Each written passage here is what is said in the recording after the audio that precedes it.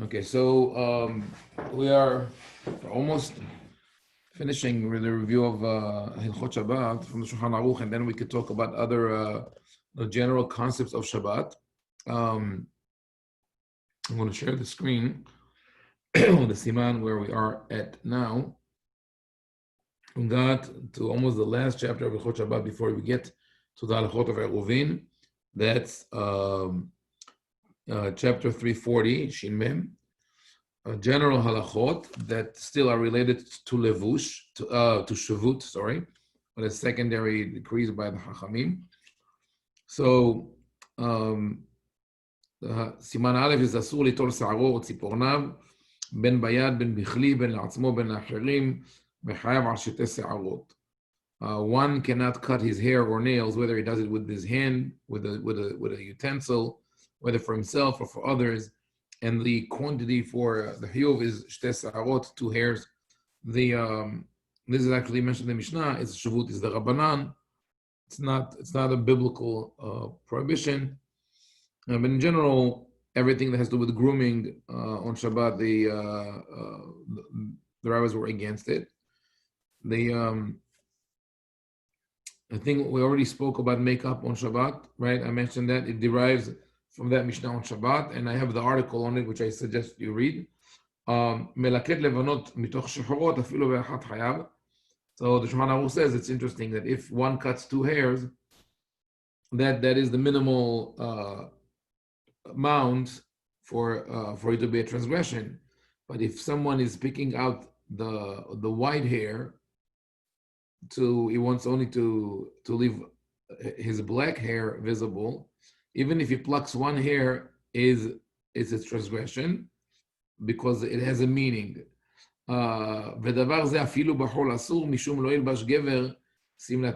This cannot be done even during the week because it's the practice of women to trim their hair so you don't see the white hair. It's just interesting. Actually, there was a debate this is something that has changed over time, where in the past it was considered forbidden for a man to dye his hair black. And in modern times, they came to the realization that since everybody does it, it's not considered simlat isha anymore. It's not something that is particular to women. Men do it as well. The obvious question would be, so what about pants for women or robes for men? And the answer is that technically it should have been the same thing. Since women wear pants regularly, it's not menswear anymore. But they came up with different reasons to make it forbidden. This is not the our discussion now. It says one cannot cut a corn from the body, ben bayad ben mikli. Okay. המוחק דיו שעל הקלף או שעבה שעל הפנקס, אם יש במקומו כדי לכתוב 2 אותיות, חייב. So remember what we spoke about last week. I think we spoke about it. If not, I'll clarify it again. That so many of the melachot, the rabbis list in the list of the 39 melachot, have to do with the possibility of doing a melacha. Meaning, we have pairs of melachot such as התופר והקורע על מנת לתפור 2 תפירות. Either you tear, stitching or sewing something, or cutting with the intention of making 2 stitches, writing 2 letters, or erasing with the intention of writing 2 letters, etc. So that interpretation that we speak about intention is a later interpretation, and I think it misunderstood the original intention of the list. With all the doubts that I have about the list, this is something that I think completely was taken out of context. Why I'm saying that, because the rule that we have in Melachot Shabbat is kol melacha she'ena tzricha legufa eno chayav alea. If you gain nothing from the act itself, there is no punishment. I mean, not that it's not allowed, it's forbidden, but we understand it's forbidden by rabbinic decree, and you're not haya for the act itself. So what is melacha she'ena tzricha legufa? When you don't gain any direct benefit from doing the melacha. The typical classical melacha for that is mechabe, mav'ir mechabe, right? So when you start a fire, you enjoy the fire. When you put out the fire, what is your benefit? There's no benefit from putting out the fire other than a negative result of not having the fire. That's why we have in Masechet Shabbat, in Bameh Madlikin, the second chapter that we read before Arvit of Shabbat, it says, "Amechabet haner mipnei shu mityareh, mipnei goyim, mipnei listim, mipnei roch hara, etc." Patur. If one puts out the candle because if he fears an attack by robbers or non-Jews, or because he has someone ill who cannot sleep when the candle is lit, even though it's forbidden, we're not talking about pikuach nefesh, even though it's forbidden, that person is patur. Why is he patur? Why is he exempt? Because he did not gain anything from the directly from putting out the fire. But if he did so because he wants to save the oil or protect, give longer life to the vessel, to the receptacle where the oil is, or the wick, then he is punishable for that. Why? Because there is a direct physical benefit from what he did. Similarly, that rule should have been applied to something like muhek. When you erasing a piece of parchment, you don't gain anything from it.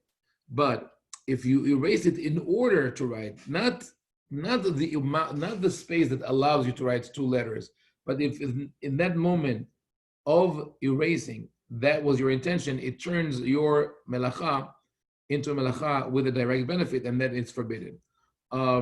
But this is not how it's stated in the Shulhan Aruch. Already for 1,000 years, they understood it differently.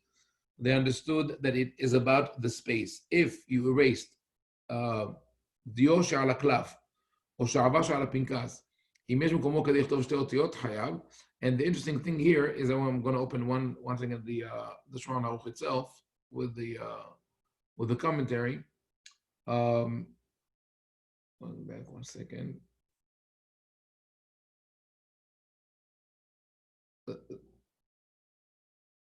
It seems like the Shulhan Aruch is not speaking about letters, just ink. I want to see, just to make sure that this is what he means. Wait 1 second.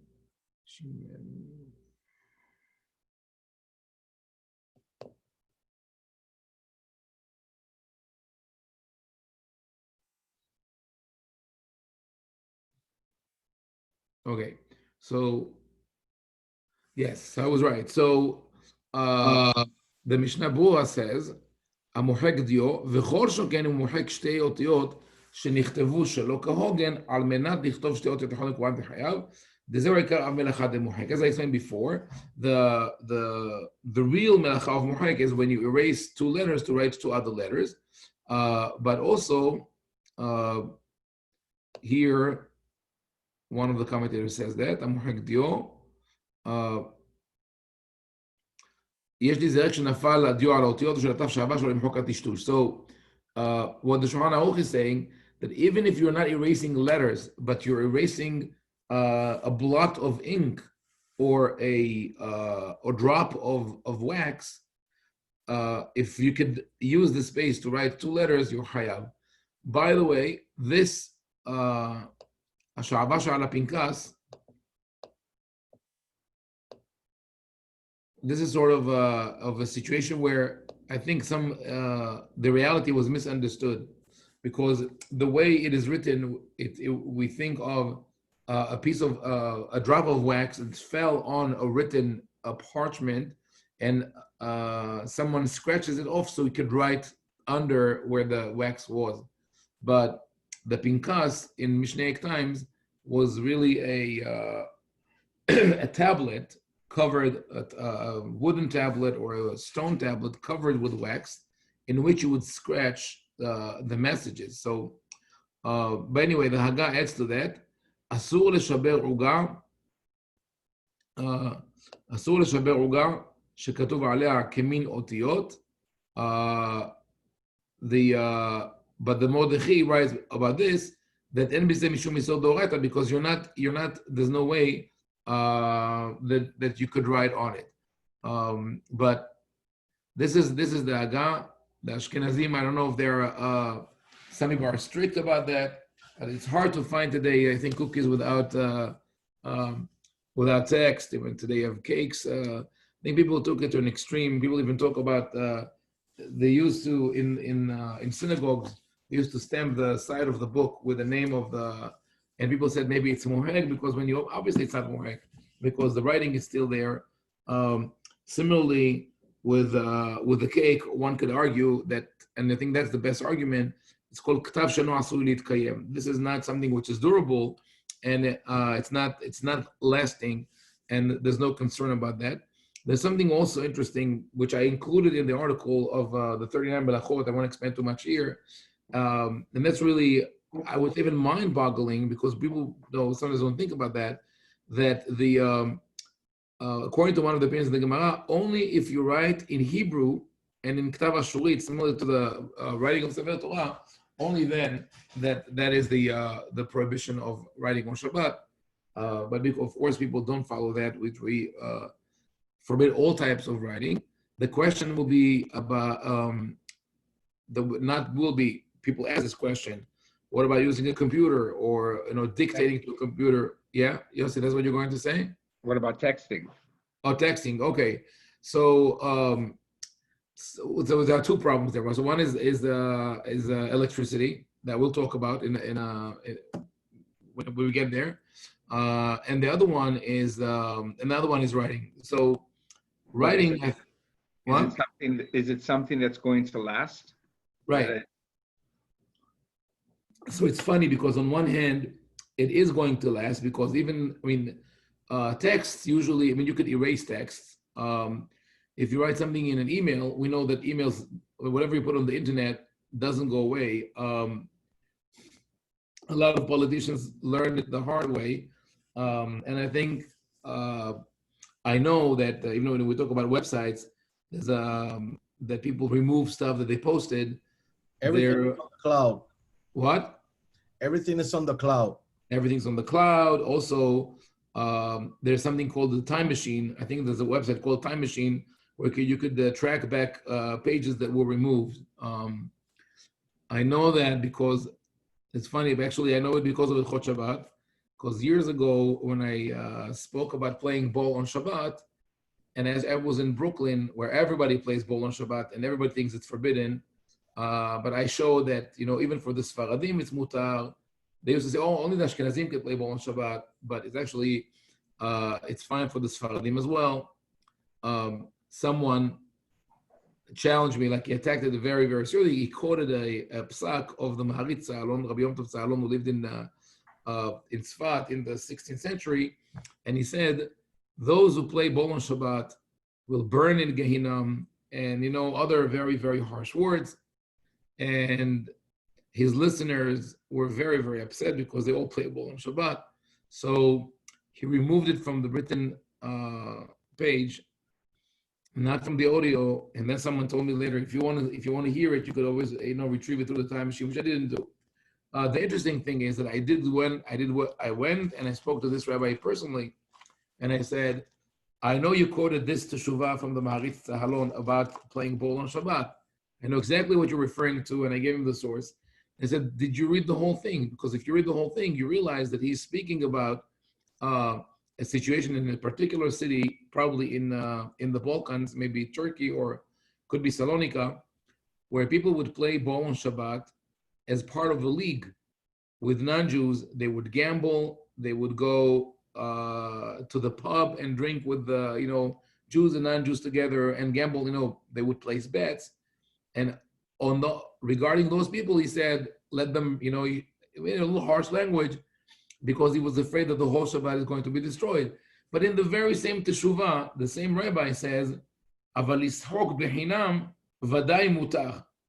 But if you do it for fun, for your enjoyment, there's no question. So it's amazing how people could manipulate the text. Anyway, back to Yossi's question about the that's an interesting question of like, what does it really mean when we say lasting writing? So I think that the rabbis were not thinking about something that will last for generations, because if that is the case, even if you write on sand and someone looks at it and that person will remember it and it will convey to the next generation, that could be everlasting. And that was a possibility in their time. Rather, they spoke about a physical, lasting writing. So since whatever we write, text or anything like that, is just a combination of magnetic signals that is not durable, is not going to be there forever, then should be, from that point of view, is not a problem. From the point of view of when we spoke about the spirit or the objective of Shabbat, that could be a problem because someone could you could sit with your on my laptop at least. I used to have a Dragon software which I struggled with, but now my Surface laptop comes with its own dictating software. It's pretty good. I don't use it for my daily stuff. It doesn't help because it's easy when you translate, but not when I'm thinking of writing. But anyway, I could do it. So technically, I could sit and dictate emails all day long without touching the screen, without even writing. But is that what I want to do on Shabbat? Of course not. So that's on the other hand, if you're a doctor that you have to take care of patients in the hospital, and you have an iPad, a PDA, whatever you used to write, but on Shabbat you go with in Israel it's very common to see doctors followed by a non-Jew who writes for them. So they could argue it's okay, we have someone, we found a solution. But I think we mentioned this before, this slows down the whole process. And if for one person that means lack of attention, this is crucial. I can't understand, I used to say it before, I understand so much more now when my sisters in Israel after my father passed away are talking about the possibility that it was this window of time where there was shortage in the ER, and someone did not notice when my father pulled his oxygen mask, right? So we cannot take such a thing, such a risk and take it lightly. So writing on Shabbat is to really transgress this prohibition according to all the rabbinical disputes. One has to write really in Ashurit, like the way we write Sefer Torah in Hebrew, but of course we avoid it. But I think that to say that any writing on food is durable is a stretch, because even if that food is durable, it eventually it's meant to be destroyed. It's not meant to remain there. So I don't think one should be strict or concerned about those things. Rabbi, question. Yes. The Ashuri argument, written in original Hebrew, is that also on the Shulhan Arukh? It's already in the Gemara. Okay, from the Gemara, then we have from the whole debate of the Gemara. What is that part of the final ruling? No, it's one opinion, but it's mentioned in the poskim later on. It is mentioned that it was not rejected. It was not like Da'at Yahid and then we rule no in Bechol Lashon. And it's important because in other places where you talk about language, such about writing the Megillah, we insist Bechol Lashon. You can do it in any language, but it doesn't say that about the Hebrew, about Shabbat. But in any case, like I said, I feel that no matter what, when we go here specifically with that prohibition, with the minutia of halakha, you wouldn't want to use that allowance unless there is an emergency. Like I said, when a doctor needs to do something, or maybe you need to send a text to a relative of a patient or something like that, that you would do it by writing in that manner and not with the pen or not with something which is durable. But actually, there's one such emergency that is mentioned in the Gemara that I'll mention, and then it's funny, like very common. The language of the Gemara is so clear. It's a Tosefta actually. It is so clear, so unequivocal, but still it was changed because the later generations found it hard to accept that there's such a ruling. The ruling is הקונה בית מאינו יהודי בישראל כותב ומעלה בערכאות אפילו בשבת. If you buy a house from a non-Jew in Israel, and the only day that you could perform the transaction is on Shabbat, you go to the civil court, you write, and you confirm the document, right? But later on, they found ways to say, no, you don't really write. You just fill up, ink on where the signature is. There are different ways to say you don't physically write. But the reason they changed it because the situations that the Tosefta spoke about didn't exist anymore. When the Tosefta said that, there was a time where the Jewish community in Israel was in flux. They were so the more houses you bought, the better.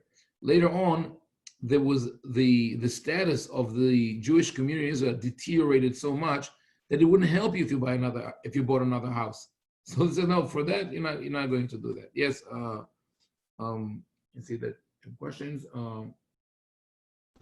Rabbi, I have a question. Yeah. So what is considered permanent? I'm not sure if you answered this. Is it like 30 days if you write something, or what exactly is that? No, I think permanent is. I think that for that sake, for that purpose, I think that you could argue that something that is written in the style of writing, the way you print a book, it's ink on paper, right? So if you have like notes on your fridge and you write, even though you rip it and you throw it to the garbage every day, still it's durable, right? Because technically you could put it, you could all collect them together and it will stay there. But on food, unless it's a Nabisco cookies, I think they last forever, but that's because they have so many chemicals in them. I think that's more or less the idea. So the tablets, like for kids, for example, or some adults are using it now, the rewritable ones that you can erase or it just saves automatically. You mean the electronic or magnetic? They're semi-electronic because they have the magnetic. Electricity is also magnetic. What the magnetic is called etch and sketch, right? Yeah, it's called Remark or something. It's really expensive. Right. I've seen it used, right? And so, what is the method that they're using? What is the it uses a little bit of energy from magnets, but it can also store the data on it. It feels like paper. So, who are you asking for? Kids or for adults? I mean, I'm asking as a general sense. I get the idea for using a Shurit script or whatever, but use it, in any case. So if okay, so I would say that this magnetic is not. This kind of tablet sounds to me not so much different than electric. It's the same. Just as electric is not really forbidden, the magnetic shouldn't be forbidden. Could be more a question of perception. People see this as less of a problem than electric.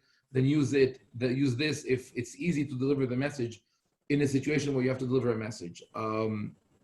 But I think when we talk about electricity, we will clarify some of these issues because a lot of those concerns have to do with how do we deal with electricity. But I think also the halakha, the next saif we'll see where it speaks about children, which this halakha causes a lot of problem in the Orthodox community.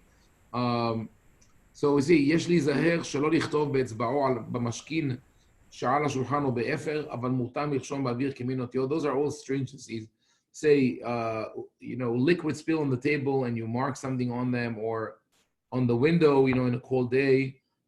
This is really not durable. It's not a problem. That's why you write, יש להיזהר. Be careful not to do it. It's not really forbidden. Okay, this is not some things that we do. So, okay, I'll skip that. 340.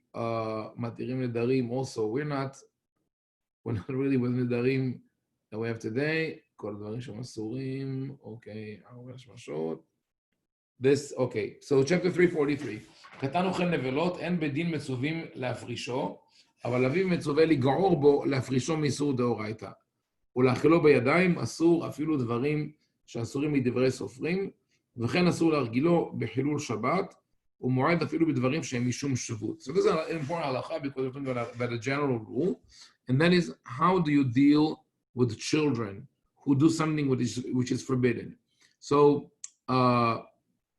here Bet Yosef quotes, the Shulhan Arukh quotes from the Talmud, Katan ochel nevelot, we're talking about a minor who eats non-kosher meat, En bedin metzuvim lafrisho. The bedin is not responsible for his acts. Aval aviv metzuveh ligor bo, but the father is obligated to rebuke him and stop him from transgressing this biblical prohibition. Ulachilo bayadayim, but to feed him directly, it is forbidden even with things that are forbidden only rabbinically. בדברי רבי דרבנן, וכן אסור להרגילו בחילול שבת ומועד, ואפילו בדברים שהם משום שבות. This also is the reason why you can't get this child used to transgress Shabbat and Moed, even if it's only a rabbinical prohibition. ויש אומרים, דכל זה בקטן שלא הגיע לחינוך, that this only applies to a child who did not reach the age of education, but if he reached the age of education, you must stop him. ויש אומרים, דלא שייך חינוך לבדין אלא בלבד. Some say that the obligation of education is not on the community, meaning the court that represents the community, but the father only. Okay, and then he says, if a minor hit his father or did other transgression as a child, even though he does not need to repent, but it is good that he will accept himself some type of repentance and atonement, even though he committed this sin before he became of age for the sake of punishment. So I don't know if you realize. I mean, I'm sure some of you have experience, but this is a saif in the Shulhan Aruch, siman in the Shulhan Aruch, that I think caused a lot of trouble to a lot of kids and the parents as well, and a lot of people with good intentions. When you read this chapter, when you read this issue, there's one saif in this siman, and you read the end, where it says, even though, let's go back to this because it's important. It says, even though אף על פי שאינו צריך תשובה שיגדל, טוב לו שיקבל על עצמו איזה דבר תשובה לכפרה. Even though he is not punishable, it is good for him to accept upon himself some type of teshuvah, even though it was not of legal age when he committed that sin. So this is not, I won't say it's typical to the Shulhan Aruch, but we find it more than once, where he gives you the sense that this is the right thing to do. And in this case, I think there's also an influence of Kabbalah, of mysticism. What it causes, let's say an adult reads that, and that man, that woman, they have a child, and as they read that, or later on, this child does something which is forbidden. Now they're extremely concerned because they don't want that child to be punished. Now the Shulhan Aruch does say that he's not going to be punished for that, but he alludes to the possibility that something might happen, and therefore it's good for the child to do teshuvah. So the good parent says, instead of letting my child do something that will lead him to, or will make him in the future require teshuvah, I'll stop him right now. And a lot of parents with good intentions like that cause their children to become miserable, either because they abandon religion or they stay within the fold, but with with great resentment. The parameters are really, I think the concern here is the parameters are fluid. When we have, 12 and 13 is like what we know is the official age. And then we have this very murky, very blurred concept of chinuch. What is shegia lechinuch? What is exactly the age of education? What is it? Is it 5? Is it 6? What if you have a precocious child who understands everything at 2, or you have someone who even in 13 doesn't understand anything? What is what do you do there? And maybe I've mentioned it before, but I'll mention it again because it's an important, very important concept. And that is something also that I learned from my professor in Bar Ilan, Professor Yitzhak Gilat, in a very important book called Prakim B'Hishtashalut Halacha. Who sent it to Michael? Michael sent me an article today, I think, or this week, by Professor Judith Hauptmann about Ilchot Shabbat. Very interesting article, but she really bases everything on Professor Gilat. Professor Gilat was a genius. He came from Europe after the Holocaust, came to Bar Ilan University, spoke with a couple of the professors, and they gave him his PhD right away. I mean, after the interview, he got his PhD and he did brilliant research. And he's one of the architects of understanding the layers in the Mishnah and the work of the rabbis in creating a unified system of halacha. And one of the chapters in his book, Prakim B'Hishtashalut Halacha, chapters in the evolution of halacha, deals with the concept of age. And his conclusion is this, that, and then we could look at some of the sources. I don't have in front of me, but I'll mention them. So his conclusion is this: the Din Torah, by biblical law, by Din Torah, the Torah never really says what is the legal age for punishment when you're not a minor anymore. But if you really stretch your memory and you sift through Torah material and think of ages that are mentioned, what would be the age that will come to mind? That 20 years. 20 years, exactly. It would be 20 years, because the Torah always mentions. Who said that? I mean, I didn't try to catch with the. It was me. Michael. Okay, Michael Habib. Right. It's 20 years, and it's it's interesting that you mentioned it because you're a veteran, and that and it is always mentioned in the Torah regarding the military service, but also for the Levim. So we understand that adulthood is at 20, and physically, it's also correct. I think that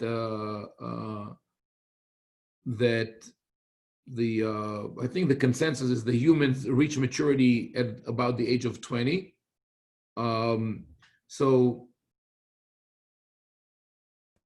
okay. Rabbi, let me comment on that, because I went into the Marines at 17. Okay. And now that I look back, I think I would have been better suited at 20.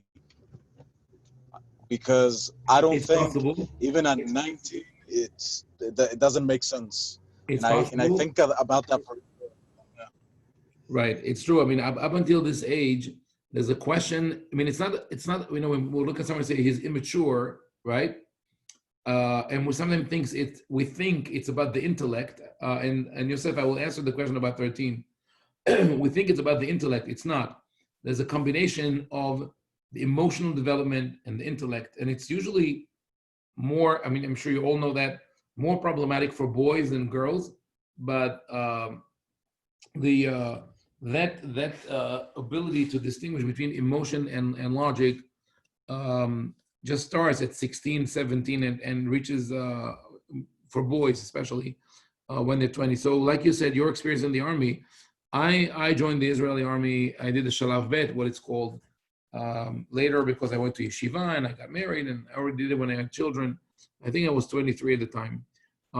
But most of my troop, they were all Shalav Bet, so they were all older people. when I say older, back in the day, we were, in our mid-20s to mid-30s. And I remember after our first day of training, the commanders told us that we get it much faster than their fresh recruits. I mean, the Israeli army produces very good soldiers, but they told us they have to drill them so much in the first days on the basic things of you have to get from here to there in 30 seconds. This has to be clean. This has to be done. Everything had to be repeated. Everything had, was followed with punishments because they didn't have the natural maturity that they needed. So anyway, in the Torah, it's 20. Where did 13 come from, right? This is a good question. 12 and 13, where did it come from? So the first layer of in terms of age was 20, but already then there was probably a distinction between responsibility or liability when it comes to monetary laws, physical damages, etc., and when things that have to do with ritual. So probably people kept Shabbat before they were 20, and they ate kosher before they were 20 because it's part of your daily ritual. If someone did something bad, they would take him to court, and then the court would have to decide whether it was, he's punishable or not. So that's where we have the evolution of this concept of chinuch, which first appears in the Tosefta of Masechet Hagigah, when they speak about the pilgrimage Aliyah LaHar, when you have to go to ascend to Har Habayit from Yerushalayim, and the Mishnah there. Actually, let me pull up the Tosefta. It's interesting. I think we did it before, but I might have done it with a different class. In any case, it's interesting. It's good to review. Tosefta, Hagigah, Perek Aleph. No, it's Perek Aleph. Here. So the Tosefta says the following. Katan. We're talking about the Katan, right? A couple halachot here. Yodea lena'anea, hayav belulav. He knows how to shake a lulav. He must do that. Yodea li'tatef, hayav betzitzit. He knows how to wrap himself. He needs to have tzitzit on his garments. Yodea ledaber. Aviv melamdo Shema v'Torah v'lashon hakodesh. Once he knows how to speak, his father must teach him Shema v'Torah in Hebrew. V'im lav ra'ui lo shelo ba la'olam. It is better for him not to be born. I mean, apparently the father. Yodea leshamer tfilav. Aviv lokech tfilin elav. If he knows how to keep his tefillin pure, his father gives him tefillin. Yodea lishchot. I'm skipping. Shechitato keshera. And if he knows how to slaughter, his shechita is kasher.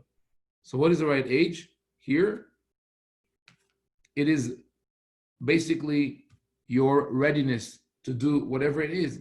So you could have a village full of children, and each one of them has a different level of observance according to his readiness. That sort of function before you had synagogues. When you live in a village, in a community, maybe everybody in his own farmhouse, right? And you live within your family, you don't have this interaction where people meet together and say, "Oh, is your son getting ready for his parsha, right? And can we give him an aliyah? And can he be the hazan, etc." Like a lot of these things started forming around the Bet Knesset, but also with the Chut Nedarim and other things. And the rabbis at a certain point realized, and that's part of what Professor Gilad pointed out, it's the same process that led to the creation of the 39 Melachot of Shabbat. You need uniformity. We need a system where everybody will be on the same page. It creates problem especially when interaction between people, like I said, in the community, is that person ready or not? Imagine that instead of bar mitzvah, like we're so used to today, we would have determined the right to have an aliyah by your intellectual capacity, right? Someone comes and says, "I want to have an aliyah." Says, first, a little quiz. Do you understand the 13 principles of faith? What is the golden rule? Who was Rashi? Oh, no, you're not good enough. Goodbye. We're not giving you aliyah. So you have a 70-year-old man who will not get an aliyah, and a 5-year-old they will get aliyah, and all chaos will mean if the synagogues was not already a battle scene, then you'll have Armageddon, right? So this is part of the problem. The rabbis want to create uniformity, so they went with with observation, what they saw around them. They didn't think about the 20 years because that is like even that is mentioned in the Gemara somewhere. But they went with what they saw as intellectual maturity or understanding, and they realized that most children reach maturity at the age of 12, 13. And they weren't clear if it's 12 for a boy, 12 for a girl, 13 for a boy. There was one opinion that said the opposite, 12 for a boy, 13 for a girl. Eventually it was ruled that you go with a 12 for a girl and 13 for a boy. But before that, I skipped the stage. Before that, they decided that instead of going with the intellectual maturity, they will go with something which is more measurable and visible, and that's physical maturity, and that's shtei sarot. That's what we call puberty. That they wanted to measure by pubic hairs. It's very weird, very uncomfortable, right? Of course, this is not something that you do before someone requests an aliyah in the synagogue, right? You're not gonna, but you would maybe rely on the father. I'm sorry, it was just, I was always weirded out by that discussion, and it's the way it's brought in halakha. But why did it stop? Why didn't they stick with that physical exam to determine whether the child, you could say you do the exam once and you give the child a diploma past puberty, right? This is to certify that Ploni and Ploni had this puberty exam in the synagogue and everything is okay. Of course not. So what happened are two things, or maybe more than two things, but two major things. One is they realized that even that is not reliable because sometimes there was hair that was not part of that, and sometimes there were people because of physical conditions had no hair, but they were already mature. And they understood that at the age of 20, they still had no hair. So that was not reliable. The other problem, probably much bigger than that, was the Roman Empire made such examinations illegal. They were aware. The Romans, we think of the Romans as cruel, vicious destroyers. And that was part of they had this facet. They're not angels. But they were also very, very organized and thorough administrators. They built roads. That's what, I don't want to sound like that guy who praised the Romans, right? In that famous story. But the reason he praised them, because they did that. They built roads, they built aqueducts, they put the infrastructure. They were the ones who defined what is Reshut HaRabim, Reshut HaYahid. We'll see later. And so also they micromanaged the communities to make sure that things are done according to, they fall under the Roman law. They had a codex that goes 300 or 400 years before the Common Era. And they told the Jews, we're sorry, you cannot conduct such examinations. So the rabbi gathered the information that they had from all these examinations they already did, and they said the age for mitzvot is 12 and 13. That's how we got to the bar mitzvah, okay? Now, we roll back to this halakha in the Shulhan Arukh, right?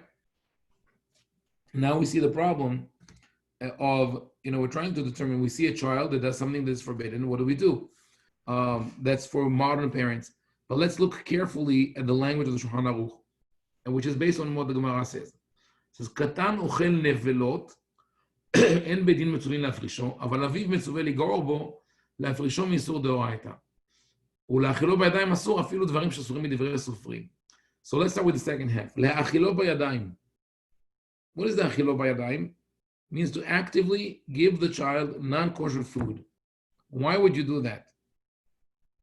Why would someone who's observant, we assume that we're talking about an observant father, why would he give his child non-kosher food? Because he cannot afford kosher food. We're talking about meat, right? Nevelot. What about, by the way, they didn't have much non-kosher food. Nevelot, okay. So it's an animal that was slaughtered, but something went wrong with the shechita and it was declared nevela. The father says, okay, I'm not going to eat from it, but at least let me feed the children because we can't afford to take this whole behemah and throw it away. So the Gemara says, don't do that. Le'achilo b'yadayim asur. And what is katan ochel nevelot? Meaning that the child eats from this kind of meat regularly. Not that by mistake he ate someone and you run after him with a stick and say, don't do that. So the same thing applies to the next halacha, which is le'argilo. Regarding Shabbat, no, sorry, not this one. Not the screen. וכן אסור להרגילו בחילול שבת ומועד, ואפילו בדברים שהם משום שבות. You should not get him used to break Shabbat or Moed, even if it's only a rabbinical thing. So the emphasis here is lehargilo. If a child once in a while, by mistake, does something on Shabbat, parents should not lose their mind. I mean, I think I mentioned that, but I had this debate with my older children. When my younger kids, my daughter used to play, it was very difficult to detach her from my iPhone when she was 2 years old, when Shabbat started. So we would wait for her to fall asleep and then, make it disappear. And my older children, they said, no, Abba, you must stop her. He said, she's only 2 years old, Thank God. Now, if she thinks that I'm too lenient on Chol Shabbat, she will rebuke me. She's 12 years old now. Things evolve. My son, when he was 5 years old, maybe was 4, he went and he turned off the light or on or off, whatever. So all the other kids, I didn't want to scare him, but they said, no, you can't do it. It's Shabbat. And he didn't lose his cool. He says, no, it's not Shabbat. So how do you know? He says, Hashem told me. So, okay, he had a way to, to deal with it. But I see it again and over and over again. Parents who sit on their children like helicopters or velociraptors and constantly watch them to see what they do, eventually push them away.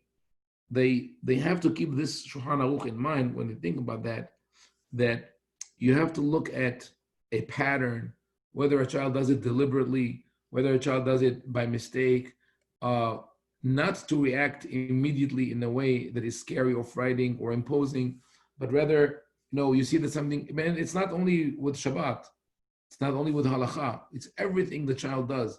If children feel that you're there to constantly rebuke and review everything they do, they develop resentment and they learn to hide what they're doing. It's always smart to approach things indirectly, and it's also, this is general advice in education, if anyone cares or if it applies to anyone, is to always make it part of a narrative and make it personal. Meaning, your child, for example, gives trouble to the teachers in school, right? He talks back to them, whatever happens. So it is highly, highly impractical to say, shame on you. I wasn't like you. I was a stellar student. All my teachers loved me. It never happened to me. I don't know how you ended up, you're okay. There's grace to the family. It doesn't work. If you say, on the other hand, I know how you feel. When I also used to give, trouble, problems to my teachers, you already bring down the wall, and the kid understands that you're not perfect, but because you're not perfect and you're human, you could talk to him. That's very, very important. So I'm just saying, as a word, I know that everybody who's already on board doesn't think that way, but I'm just reminding, and it's important to teach others that halacha and Torah should be conveyed through love and joy. Another typical example, by the way, this is something that we see every day: children in the synagogue. It's amazing to me how adults could get so upset when a child is making a little noise in the synagogue and everybody turns around and says, shh, shh, and they're hushing the child and they're making the mother or the father feel uncomfortable. and then they turn to the neighbors and go back to idle talk and discuss, the whole world. So why this hypocrisy? So on one hand, yes, if you're, as the parent, you feel that your child is making too much noise in the synagogue, walk outside with him, but be with him. I mean, this is, if you have to tell your congregants or yourselves an advice, say this: you have to choose. Either you're with your child or you're in the synagogue. If it works together, if you could be with your child in the synagogue and he or she are happy, wonderful. But to have them there and they are trying to talk to you and say, shh, not now, shh, not now. What you are creating for that child is a negative experience. For them, the synagogue is a place, I can't talk to daddy, he's always upset at me, right? That's not right. I believe it or not, I had to do it also with parents who insisted on their children being under the talit for Birkat Kohanim. It's very more, in the Sephardic synagogues, every Shabbat is Birkat Kohanim, and he calls his kids in here, and the baby screams. They were like 2 years old. They're screaming under the talit. So I went to the father, a good friend of mine, and I said, what do you want from the child? What do you want from her? You want her to get the blessing? Anywhere she's in the synagogue, she gets the blessing. Even if she's home, she gets the blessing. What you're doing now, you're creating this association of the blessing with something dreaded. Should not be done. So I explained a little bit more on that because this is sort of the less saif. No, again, I'm not the right screen. I have a couple of questions. Yeah, okay. So 1 second. This is. Yeah, okay, this is something else. So in 345, we also start Rashiyot Shabbat. So next time, before we go into Rashiyot Shabbat and Eruv, I would like to discuss miscellaneous halachot of Shabbat. We could talk about any questions that you have to bring up that we didn't mention. I'll speak about electricity, umbrella, whatever other things that could fall under this category. Yes, Eliu. Okay, so two questions. So the first one is, I'm interested in the contrast because the Saif begins saying that the Beit Din does not. What's that? So I'm going to put it on the screen so everybody can see it. Okay. So the Beit Din does not doesn't stop the child. But it's the father's obligation. So what I'm wondering is what's the underlying message? Like, are they saying is Yosef Karo and the tradition he's drawing from, are they saying like it would be too harsh, or it would be like an excommunication, chas v'shalom, if it was like a Beit Din, and it should be more like intimate, like that it's the father? Like, do you think that's the motivation? No, I think it's more the question of the responsibility of the community for the individual. So if an adult does that, the Beit Din must, he's the responsibility of the community. With a katan, so that's why I said we're not talking about a random case. This child was walking down the street and he found a piece of beef jerky and he picked it up and he ate it. No, this is something who does it regularly, and people hear about this and they come to the Beit Din and they see, look at what the son of so and so is doing. They go to the father. The father says, "What do you want from him? He's a minor, right?" That's like the L'argilo b'chilul Shabbat. L'argilo b'chilul Shabbat, to get him used to Hilul Shabbat, are those parents who use their child as a goy shel Shabbat. They leave all the lights on Erev Shabbat, and after the meal, they go with the little baby and they say, okay, pull it down. If he doesn't do it, they put his hand on the switch and they help him do it, right? So it becomes a regular thing. Same with eating. So you're dealing with a father who says, okay, we're going to feed whatever doesn't work for me. I'll give the kids. The Beit Din reminds the father, it's your obligation to make sure that he eats kosher food. Okay. But, yeah. All right. So, okay. All right. So the second question is on Shavut, and so it means desist. And So so Shavut, it means rabbinical, actually. Yeah.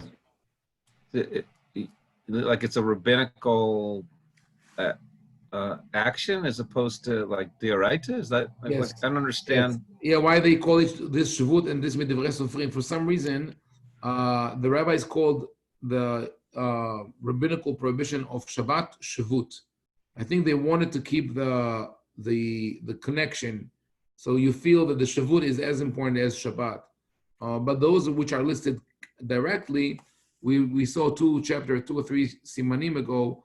It's Olin Bailan, Shatin Banahar, like to climb on a tree, to swim, to sail on a boat, ride a horse. All these are Shavut. Those are the classic Shavut. Okay, so it's a term that's used as the classification of prohibitions established by the Rabbanim. Yeah, specifically for Shabbat. Yeah. Okay, all right. Okay. Rabbi, the Yeah. Shavuot's Shoresh is the same as Shavuos? Like No. Shavuos, no, that's a problem. You see, when you attended too many Ashkenazi yeshivot, you know, well, maybe. I'm not saying it's a bad thing, you know, it's just the pronunciation. They say Shavuos, you hear Shavuos and Shavuos sound the same. But in Shavuos, there is a Ain, should be Shavuot or Shavuot. Exactly. The decrease of not going of not trying to establish again in Eretz Israel. The how they call it in Hebrew? Shavuot. The 3 decrees. Shalosh Shavuot, yeah. Shavuot. So it's the same Shoresh, right? No. Shavut here is from the word lishbot, to cease. Cease. Shavat, like Shavat vaynafash. Lashevet also to sit down. And Shavuah is to make an oath. It's Shavuah. Okay. Yeah. Okay. So you see, I was not. But if you heard lectures about this 3 Shavuos, you know the 3 oaths. Yeah, exactly. We need to have another class just on that to detox, you know, that message. Because this is I'm telling you, this is a midrash that was taken completely out of context by Jews in diaspora, and then later on by the anti-Zionist movement, where they say, look, the midrash says clearly that Jews should not try to create their own state or to go back to Eretz Israel, definitely not to have an army, not have a government. But just really very, very simply, this midrash was written at a period of great tension between Jews and Romans. And it was specifically for that period, it wanted to tell Jews, stop the war against the Romans right now because it's hopeless. And they were right because it really brought great disaster. Anyway, it's a different topic. That brings me to another question. Yeah. Is there, as part of the rules of halachic development, right? Is there a rule not to create halacha from Agadah? Yes. The rabbis actually, in the past, were very, very careful to draw the line between halacha and Agadah, but not so in modern times. I mean, since the 1500s, and they really started in the Ashkenazi world, but the Sephardim were dragged into it as well, where they don't make the distinction. Like this is a good example, what you just mentioned, where they drew halacha from Agadah, where they should not have done that. So definitely this is asur. I'll conclude with one thing. Since tomorrow, or min Shabbat, we're going to read Parashat Yitro. I'm going to send tomorrow, probably with my email, an article I wrote called The 8 Commandments. And not because I'm dropping stuff, out of the 10 Commandments. I just want to point out the Torah never calls the 10 Commandments that. It calls that Aseret HaDevarim, the 10 issues or the 10 matters. And in this article, I want to show that and I'll say it in a nutshell now, maybe we discussed it in the past and you read the article tomorrow. My argument in this article is this. The first, what we call the first commandment is a statement. I am God. It's not a mitzvah. This is something you have to know. The last one is also not a commandment. It's a promise. Lo tahmod, you shall not, it's not you shall not covet, but rather it's a promise, you will not covet. Meaning, if you follow the process from A to Z, from the first diber to the last diber, you will get to that level of not coveting. How is that possible? And I mean, you have to look at it carefully, but the first 5 speak about gifts that Hashem gives us. So there's something that we have. And the last 5 is about things that others have and we should not take from them. So, and this is beautifully framed in the Hebrew. If you take the first word and the last 2 of each part of the 10 commandments, you will find that the first half starts with Anochi and ends with Noten Lach. So Anochi Noten Lach, I give you. The second half starts Lo, no, Asher L'Raecha, that which belongs to other, Lo Asher L'Raecha. So it's really a very beautiful distinction in the 10 in this 10 Aseret Devarim. This is what you have. Don't take what belongs to others, right? But it's already, it's superimposed on the 10 commandments. I wanted to end with a little Dvar Torah on the parasha, and I wish everybody Shabbat Shalom. Some of you I'll see soon in LA. If you're in the area, I'm going to visit LA, God willing, in 2 weeks. Send you an email about that. I'm very excited. Yossi, thank you, and we'll get to see each one. Rabbi, I know you're leaving. Yeah. But just one more question. Yeah. When they decided to be 13 years old, the age of maturity, didn't Chachamim put a burden on the whole community? Of course. But the party planners are very happy. Who? The party planners. Oh yeah, of course. But isn't really a person is not bar on shin until he's 20? Yes, that's mentioned, the Baron Shin, and that's where they had this real problem of how do you, they still remember when you said this, the Baron Shin, they knew that they deviated from biblical rule by doing that. Uh-huh. Yeah. But I think that later it was forgotten. That I just mentioned, it's mentioned in the Talmud, but most people don't even, I remember when Professor Gilat, we started the class, he asked us about ages, right?